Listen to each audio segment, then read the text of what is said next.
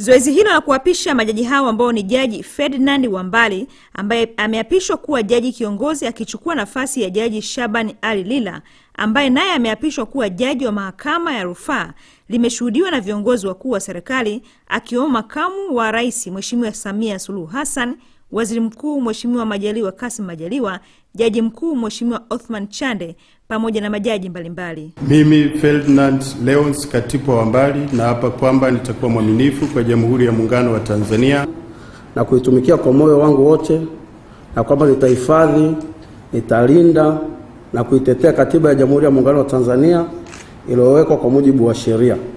Ewe Mungu nisaidie.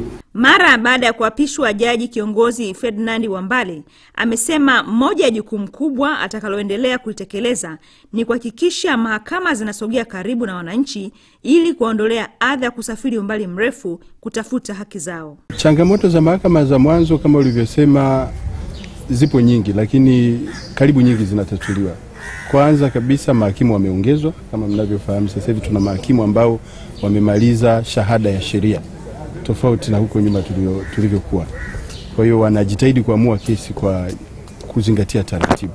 Lakini pia kama mlivyosikia wameongeza fedha kwa ajili ya kujenga mahakama za mwanzo, miundombinu tu kwa ajili ya mahakama za mwanzo. Kwa upande wake jaji wa mahakama ya rufaa ambaye awali alikuwa ndiye jaji kiongozi Shaban Ali Lila amesema mojawapo ya changamoto zilizopo katika mahakama ya rufaa ni kesi kuchukua muda mrefu, jambo alilosema ataungana majaji wenzake kufanya kazi kwa bidii na kwa malengo ili haki pia ipatikane kwa wakati. Kama jaji kiongozi tulikuwa tunasimamia sana usikilizaji na kuamua mashauri ambayo yana muda mrefu mahakamani, na najua na mahakama ya rufani pia walikuwa wanashughulika na hayo. Kwa hiyo tutashirikiana na wenzangu kuona namna ambavyo tutakabiliana na hayo mashauri ambayo sasa hivi yana muda mrefu mahakamani.